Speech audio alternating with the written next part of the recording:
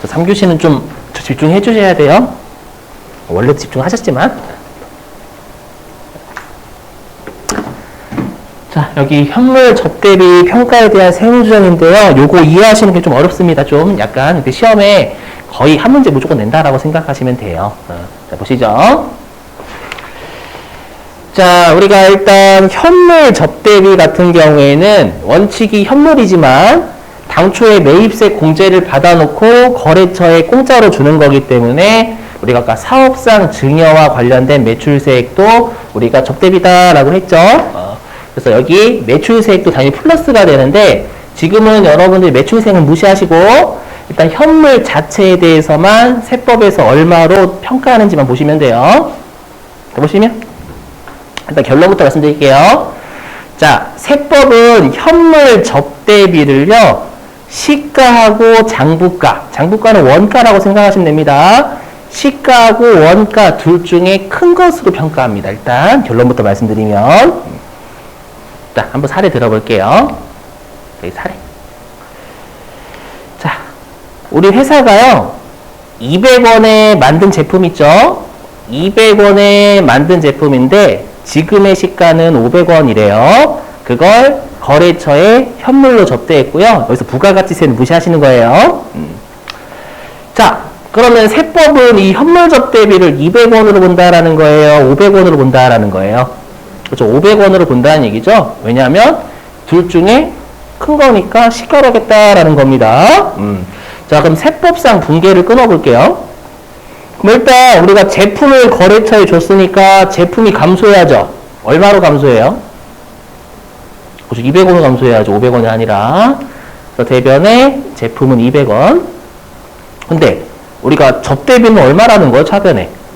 500원이라는 얘기죠. 이렇게? 그럼 지금 대변이 빵꾸 나잖아요. 그럼 대변의 계정 과목이 뭘까요? 깜짝이야. 그걸 제가 알려드려야 되는 거죠. 그죠? 뭐냐면 결론부터 말씀드리면 평가 이익입니다.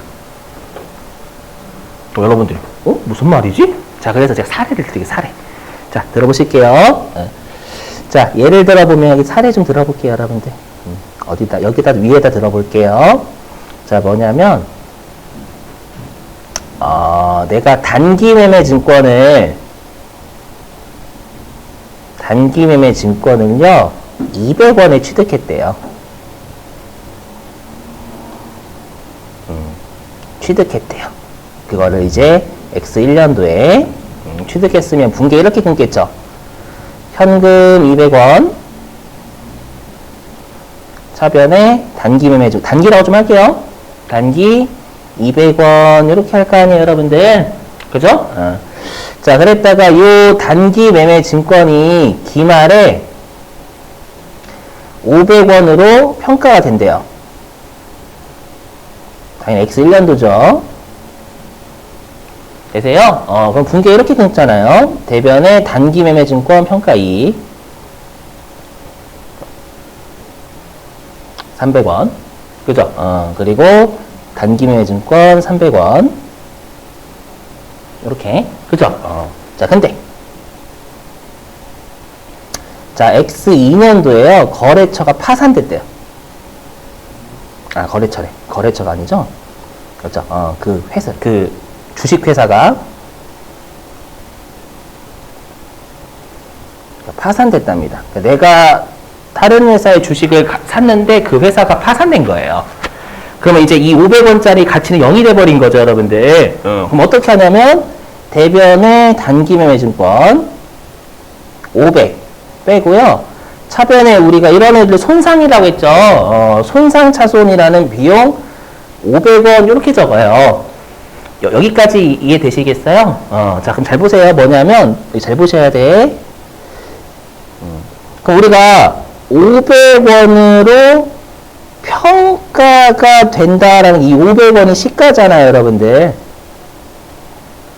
그죠? 그럼 우리가 이 비용이 시가죠. 그죠? 자, 그럼 우리가 비용이 시가가 잡히기 위해서는요, 그 시가만큼 평가가 늘어야 나중에 그 자산이 500원 시가대로 없어지면서 비용이 시가가 될 수 있는 거예요. 알죠? 그래서 뭐냐면, 잘 보세요. 뭐냐면, 내가 200원을 만든 제품 있죠? 이렇게 분기 끄는 거예요. 내가 일단 200원에 만들었죠? 200원에 만든 제품을요, 일단 평가를 500원으로 한 거예요. 그래서 차변의 제품 300원 늘리고, 그 다음에 대변의 제품 평가이익을 잡은 거예요. 접대하기 전에. 잡았다가 그 즉시에 제품을 거래처에 접대했다. 이렇게 해석합니다. 그래서 우리가 항상 비용을 시가로 볼 수 있으려면 그 자산을 시가로 평가를 일단 먼저 해야 돼요. 하고 그 자산을 접대했다. 이렇게 1단계, 2단계 이렇게 구분합니다. 자, 그러면 이 두 분계를 합쳐볼게요. 이 두 분계를 합치면 제품은 대변에 200원만 남습니다. 그러면 여기 있는 분계랑 여기 있는 분계는 같아요. 그러니까 이 위에 있는 분계가 나오려면 회사가 제품 원가를 시가로 평가한 다음에 그 평가 잡은, 즉 500원을 평가한 다음에 거래처에 준 걸로 보는 거예요. 그럼 요 분계랑 요 분계는 같죠? 이해되세요? 그래서 요 평가이익은 수익입니다. 수익. 실현시키고 준 걸로 보는 거예요. 이 분계 이해되시겠어요, 여러분들? 자, 근데 우리 시험은 어떻게 해요? 회사는 여러분 어떻게 해요? 차변에 접대비 200원 잡잖아요. 맞죠? 그래서 우리 시험에서는 주로 회사는 제품 200원을 접대하면서 원가로 접대비로 처리하게 줄 거예요. 되셨어요? 그럼 세무조 어떻게 할까요? 일단 이 평가이익이라는 거 이해되시겠어요? 그래서 비용을 시가 잡으려면 해당 자산을 시가로 평가한 다음에 거래처에 접대해야 접대비가 시가가 되는 거예요. 오케이? 자, 그럼 세무조 어떻게 할까요?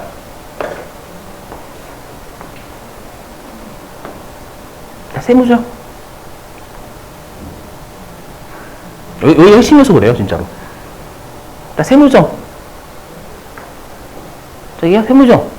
있어요, 없어요? 그렇죠, 없어요. 이게 중요해요. 세무조정이 없어요.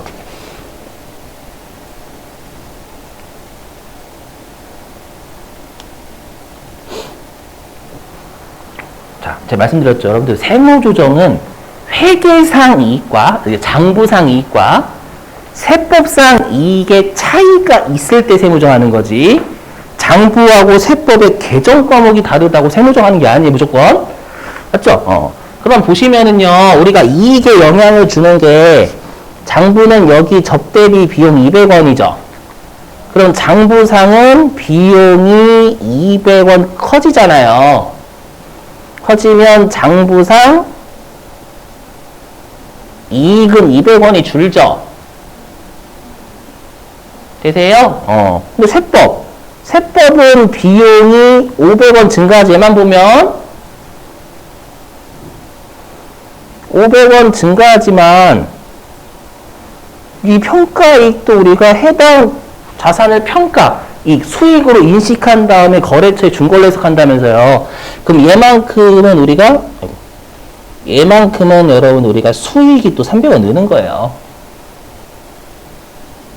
계세요? 그럼 비용이 500원 늘고 수익이 300원이 증가하면 결론적으로 이익은 세법도 200원이 감소합니다.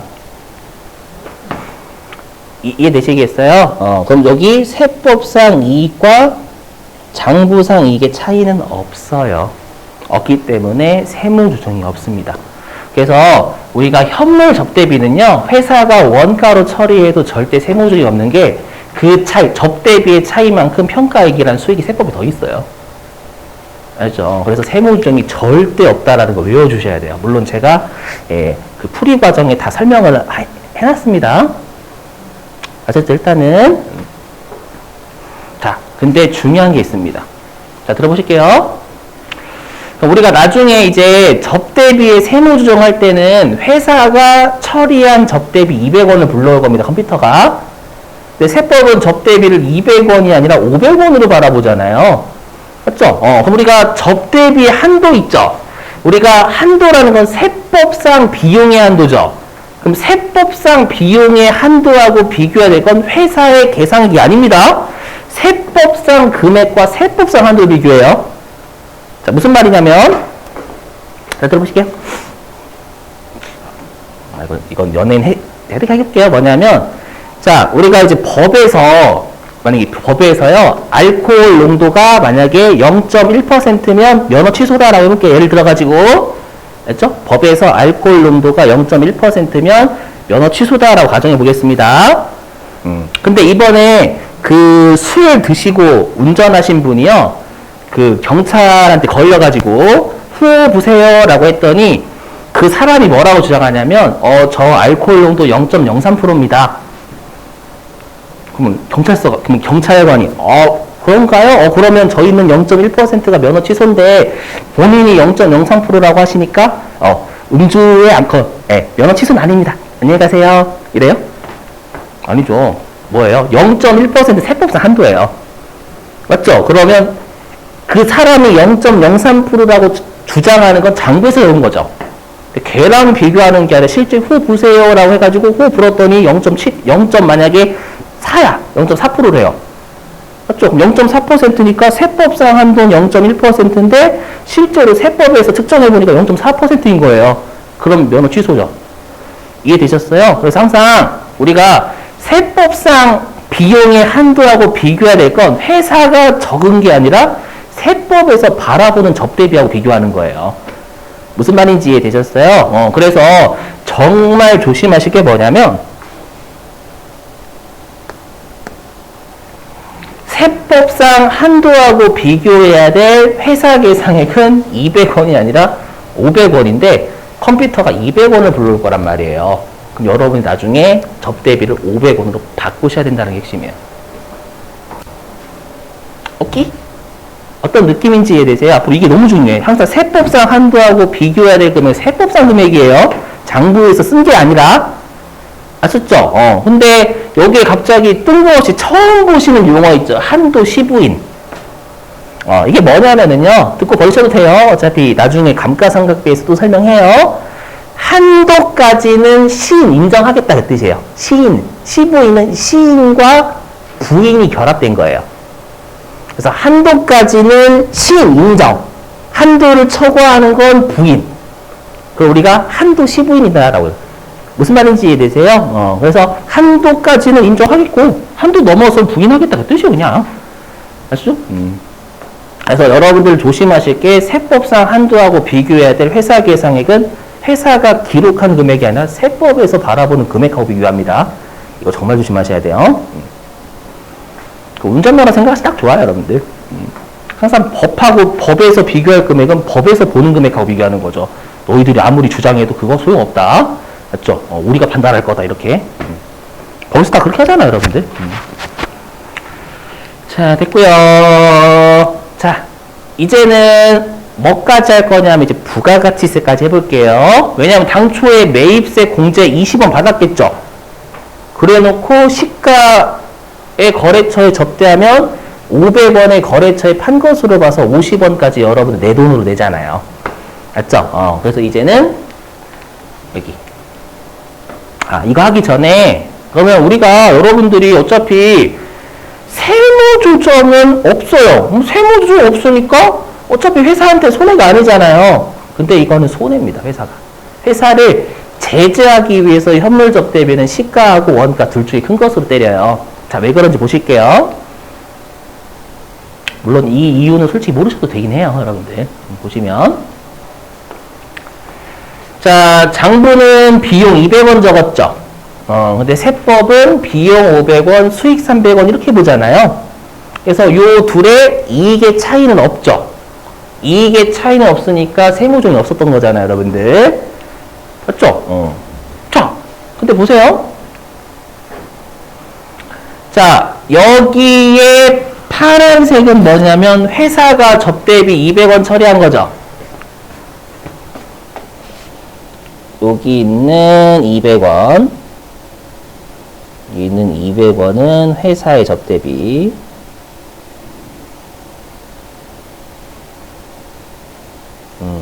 근데 세법은 여러분들 접대비를 얼마로 보냐면 500원으로 보니까 300원이 더 접대비가 있는 거죠. 그죠, 여기.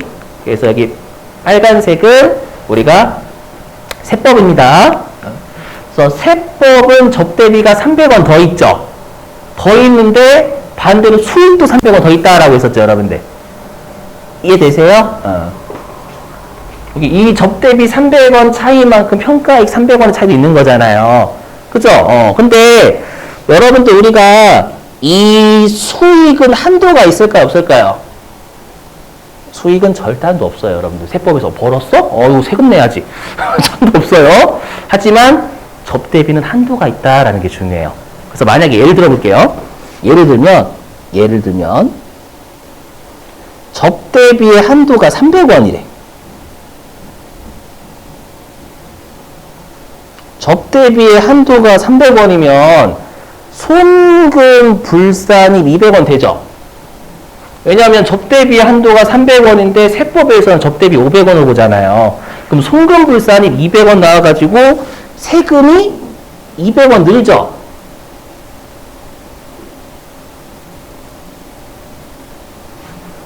맞죠?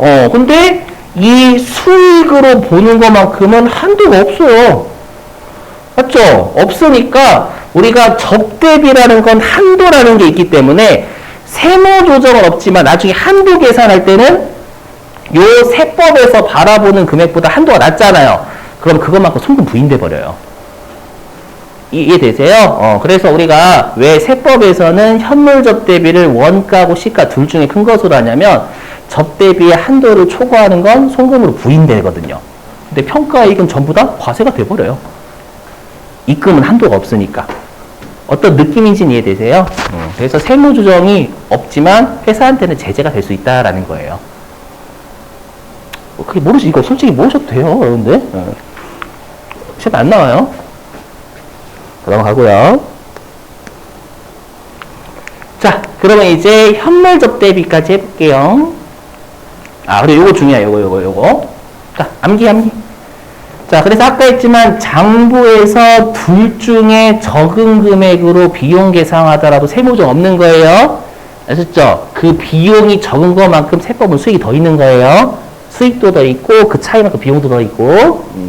하지만 중요한 게 우리가 세법상 한도하고 비교해야 될 접대비는 500원이지 200원이 아니죠. 근데 시험에서는 장부상 접대비 200원만 불러올 거예요. 근데 우리가 세법상 접대비는 500원이죠. 그 차이가 나는 300원을 가산하는 게 진짜 중요해요. 여기서 많이 틀려요. 아셨죠? 이거 정말 조심하셔야 돼.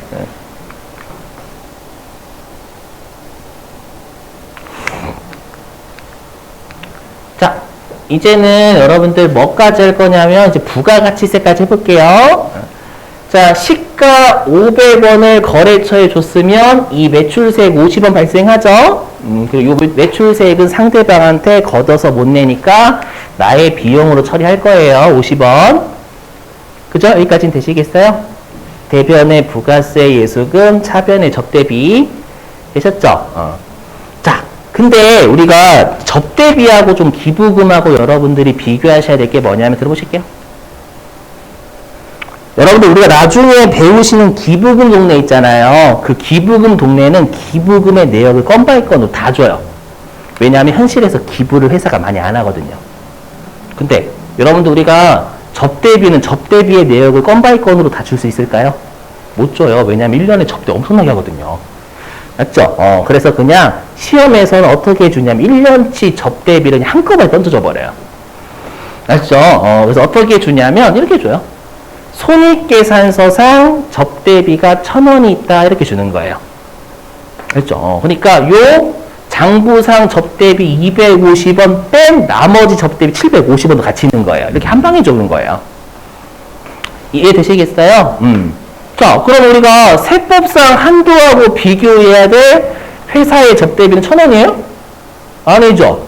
손익계산서에는 접대비가 1,000원이지만 지금 장부는 접대비 250원이지만 세법은 접대비가 550원인 거잖아요. 그럼 둘의 차이가 300원 발생하죠. 그럼 세법상 접대비의 한도하고 비교해야 될 회사의 접대비는 1,300원이 되는 거예요. 이거 진짜 조심하셔야 돼. 오카이? 자, 그래서 예를 들면, 자, 예를 들어서, 자, 시험에서는 이제 불러오면 분명히 손익계산서 1,000원 불러옵니다, 여러분들. 1,000원 불러오면 여러분들은 반드시 300원을 더해서 1,300원 돌리셔야 된다는 게 핵심이에요. 차이가 다시 200원 나잖아요. 300원 나잖아요. 그죠? 근데 만약에 세법상 기부금의 한도가 100원이래요. 자, 결론부터 말씀드릴게요. 접대비는요, 한도는 더럽게 쉬워요. 왜냐면 컴퓨터가 다 구해줘요. 그래서 나중에 제가 한도 쪽은 설명도 거의 안 해요. 한도 전 단계가 그렇게 빡세요. 맞죠? 근데 반대로 기부금은 한도 쪽이 어려워요. 아무튼 한도는 그렇게 쉽습니다, 여러분들. 여기 현물 접대비 쪽만 잘 커버하시면 돼요. 이게 좀 어렵거든요. 아시죠? 나머지 쉬워요. 이 빼면. 자, 그러면 한도초가 1,200원, 기타 사유줄 하시면 되겠죠, 여러분들. 자, 그리고 조심하실 게, 자, 들어보실게요. 만약에 이럴 수도 있어요. 우리 시험 이렇게 돼요, 여러분들. 뭐냐면, 회사가 얘를 뭐로 처리했냐면, 얘를 복리후생비로 처리했대요. 진짜 이렇게 줍니다. 회사가 접대했는데 얘를 복리후생비나 광고선전비로 처리해야 되게 주는 거예요. 세무종 있을까 없을까요? 없어요. 없어. 세무종 없어요. 왜요? 자, 보세요. 여기 여러분들. 이것만 놓고 보면, 여기. 이것만 놓고 보세요. 여기. 자, 여기 비용 200 증가죠? 얘만 놓고 보면. 맞죠? 근데 세법은 비용 500 증가. 여기 평가이익이 수익이니까 수익이 300 증가예요. 그래서 이익의 차이는 절대 없어요.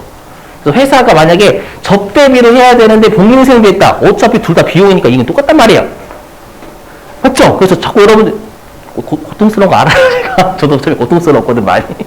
왜냐면 회계를 배우시니까 여러분들 계정 과목이 다르면 여러분이 세무정 하시는 약간 습관이 있어요. 맞죠? 오르션이 꼭 해야 되거든. 근데 꼭, 그러니까 세무정은 장부하고 세법의 이익의 차이가 있을 때만 하는 거예요. 그걸 꼭 명심하셔야 돼요. 진짜 이렇게 돼요. 그럼 세무정 한단 말이에요, 여러분들이. 조심하셔야 돼. 둘 다 비용이니까 이익에 영향을 주는 건 없어요. 접대비로 잡든, 복리후생비로 잡든, 대신에 접대비 한도가 있다는 것만 다른 거죠, 그냥. 맞죠? 이거 진짜 조심하셔야 돼요. 어떤 느낌인지 이해되시겠어요? 꼭. 나머지 넘어갈게요. 쓸모없는 애들이니까. 자, 그 다음에 접대비의 귀속식, 여기 말문제입니다. 네, 혹시, 또라이라고 하면 좀 그렇지만, 세무 출제위원분이 한 분 중에 그런 분들이 계시죠. 나 어렸을 때 불우하게 살았으니까, 너도 한번 불우하게 당해봐라 해가지고, 어려운 문제 있죠. 희생하는 십자가 짊어지시는 분들 있잖아요, 가끔씩. 표현을 좋게 하면 십자가를 짊어지시는 분이고, 나쁘게 하면, 정말 어렵게 내시는 분. 그래서 혹시라도 이 귀속시기는 여태까지는 여러분 뭐로만 출제했냐면, 이론으로만 출제했거든요. 근데 혹시라도 시험에 낼 수가 있어요, 실기로. 그래서 좀 대비 좀 할게요. 최근 들어 자꾸 안 나왔던 곳에서 내고 있는 추세예요. 지금 시험이. 그래서 혹시라도 모르니까 높아심 해볼게요. 자, 여러분들 우리가 접대비 같은 경우에는 한도가 있다라고 했죠. 근데 항상 여러분들 한도라는 건 다음 연도가 되면 새로운 한도를 또 부여받아요. 아시죠? 그래서 우리 항상 한도라는 건 1년치 한도, 1년치 한도. 자, 그럼 보시면 여기 자, 결론부터 말씀드리면 접대비는 어느 사업연도의 접대비를 보냐면 접대비 지출한 날이 아니라 접대 행위를 한 날의 접대비로 봐요. 그래서 뭐라고 하냐면 발생주의다라고 합니다. 자, 왜 그런지 들어보실게요. 자, 여러분들 접대를 1년에 많이 일어난다라고 했죠. 그래서 우리가 한 11월 이쯤 되면 회사들이 접대비의 한도를 거의 다 썼겠죠. 접대를 많이 하니까. 맞죠? 근데 다음 사업연도가 되면 새로운 한도를 또 부여받으니까 다음 연도에 접대비로 받는 게 좋겠죠, 여러분들. 내가 접대비 한도를 다 쓴 상태면. 이해되세요? 그래서 어떻게 할 수가 있냐면 내가 거래처하고 한 1,000만 원어치 술 마셨어요. 근데 그 거래처 내가 그 술 마신 데에 뭐라고 해야 되지 그분은? 마담님? 마담?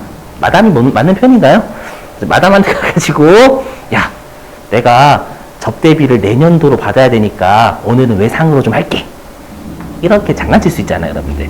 새로운 한도를 부여받기 위해서 접대를 돈으로 지출하지 않고 외상으로 다음 연도에 갚는다라는 거예요. 맞죠? 그걸 막기 위해서 접대 행위가 이루어진 날로 보는 거예요. 무슨 말인지 되시겠어요? 자, 그림으로 그리면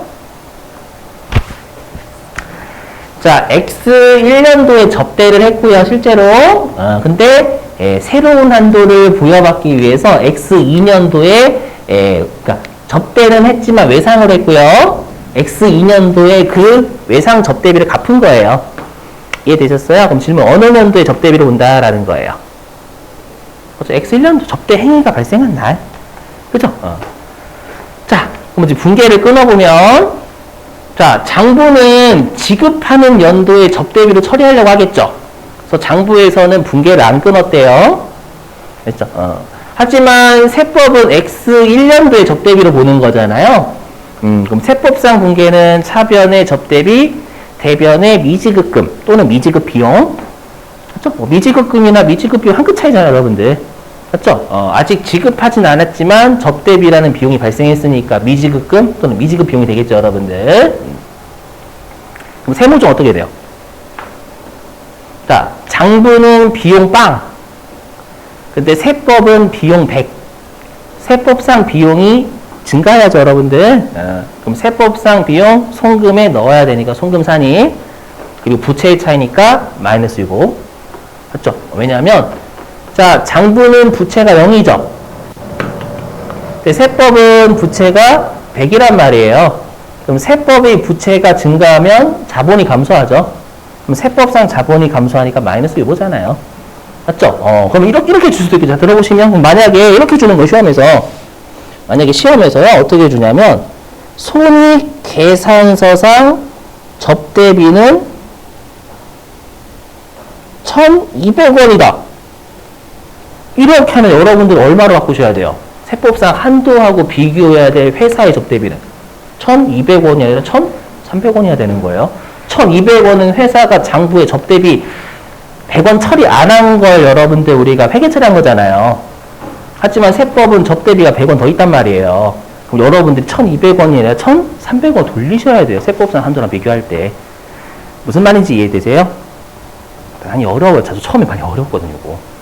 알죠? 그래서 항상 세법상 한도하고 비교해야 될 대상은 세법상 금액이에요. 알죠? 그리고 얘는 세무조정을 여러분들이 안 줄 겁니다. 여러분들이 딱 보시고 세무조정 하셔야 된다라는 거예요. 한 번도 낸 적은 없어요. 솔직히 말씀드리면. 알죠? 자, 됐어요. 뭐 나머지 이 X2년도는 내지는 않을 거니까 무시할게요. 해볼까? 여기서 유보 추임 좀 배우셔야 되니까. 자, 근데 만약에 X2년도 회사는 요때 지급했으니까 돈 나갔을 때 접대비 잡았겠죠. 근데 세법은 지급한 이 100원은 미지급 비용을 지급한 걸로 보겠죠. 이해되세요? 그럼 차변의 미지급 비용, 대변의 현금 이렇게 볼 거예요. 근데 여러분 보세요. 여기 마이너스 유보다 라는 건 미지급 비용이라는 부채 차이죠. 맞죠, 여러분들? 부채가 누가 많아요? 세법이 미지급 비용이나 부채가 X1년도에 많잖아요. 그럼 미지급 비용이 소멸될 때 추인되겠죠. 이해되세요? 그럼 미지급 비용 언제 소멸돼요? 지급하면 추인될 거 아니에요. 지급하면 미지급 비용이 더 이상 아니잖아요. 그럼 여기까지 보면 미지급 비용, 세법 0, 장부 0. 맞죠? 그래서 얘는 반대에 세무조정 하시면 돼요. 미리 얘기하면. 굳이 이 둘을 비교하실 필요가 없어. 아셨죠? 이렇게. 자, 됐습니다. 일단 밑줄 좀 칠게요, 여러분들. 실기는 다음 주 월요일에 하고요. 자, 교재는 어디로 가주시냐면 184. 자, 184페이지로 가시죠. 자, 제1절 접대비의 범위라고 있죠, 여러분들.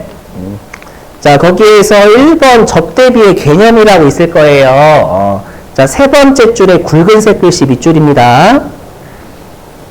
자, 무상지급, 업무 관련, 특정인 여기에 밑줄치시고, 그리고 맨 아래 접대비와 기타 비용의 비교 있죠, 여러분들. 그 체크하시고 꼭 눈으로 보시긴 하세요. 가끔씩 말문제 내긴 하거든요. 실기로는 안 내지만.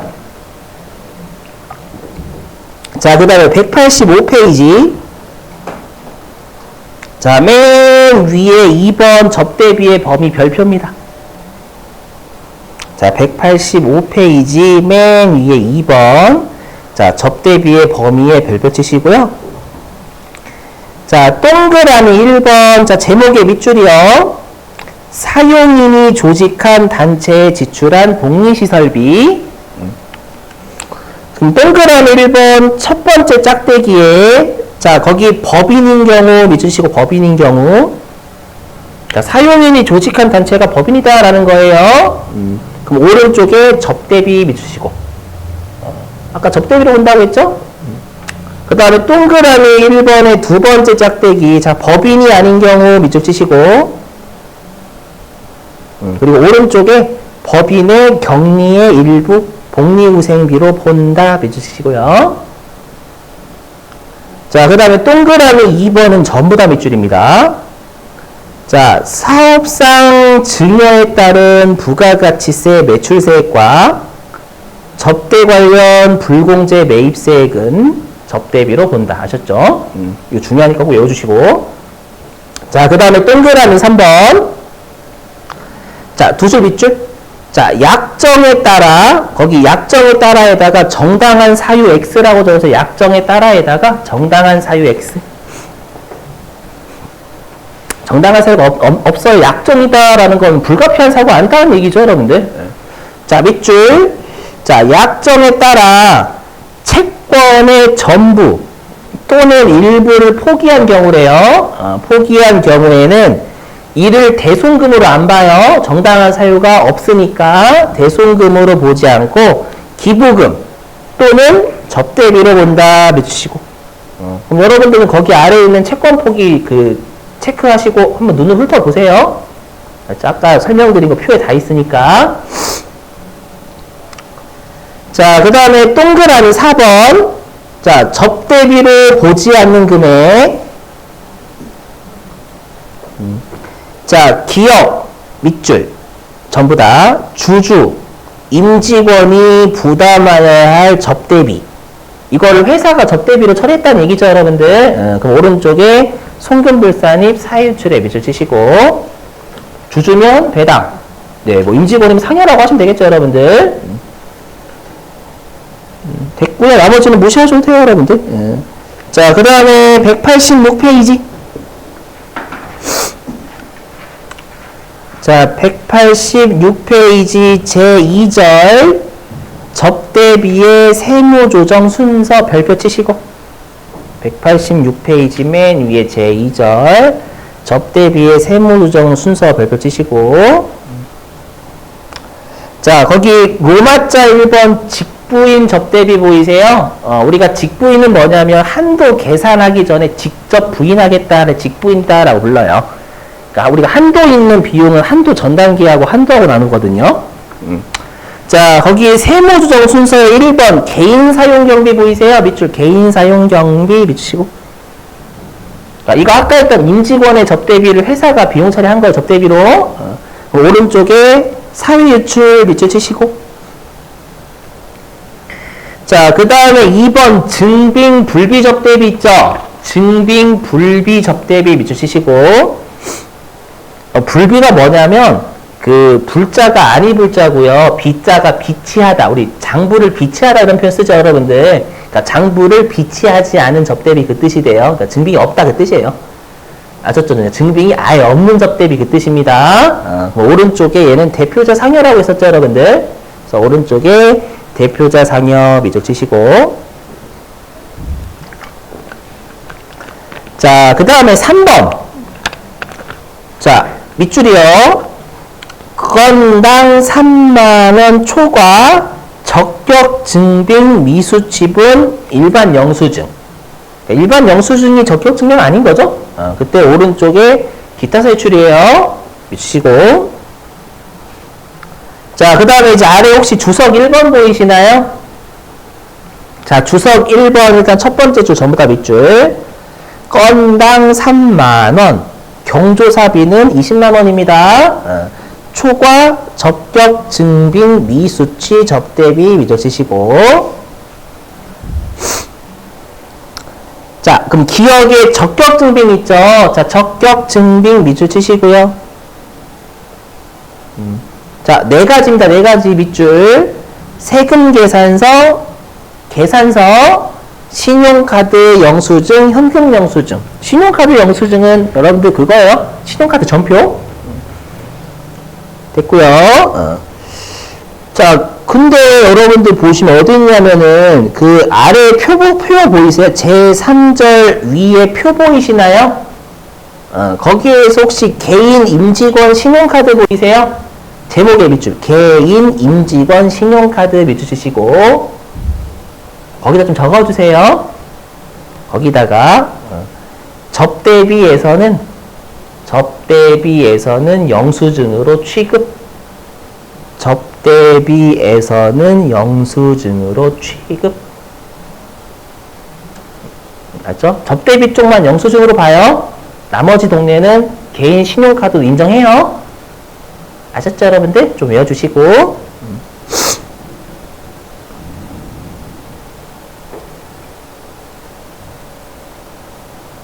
그렇게만 보시면 나머지 읽힐 거예요, 여러분들. 자, 그럼 다시 위로 오셔가지고 혹시 주석 1번에 니은 예외 보이세요? 예외? 그러니까 예외다라는 건 적격 증빙 미수치해도 괜찮다라는 거죠. 자, 기억에 자, 국외 지역까지 밑줄. 적격 증명 서류를 구비하기 어려운 국외 지역에서 지출까지 밑줄 치시고요. 자, 그 다음에 B 있죠? B는 자가생산 현물접대비라고 해서 자가생산 현물접대비. 자가생산 현물접대비라고 적으시면 돼요. 자가생산 현물접대비.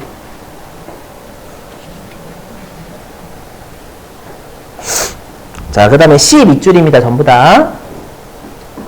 자, 농어민으로부터 직접 접대용 재화를 구입한 비용. 근데 금융기관을 통해서 지급한 것은 하나긴 해요. 얘는 말문제 대비하시는 거고요. 됐습니다, 여러분들. 일단. 자, 이제는 한도 쪽 할 건데요. 한도 쪽은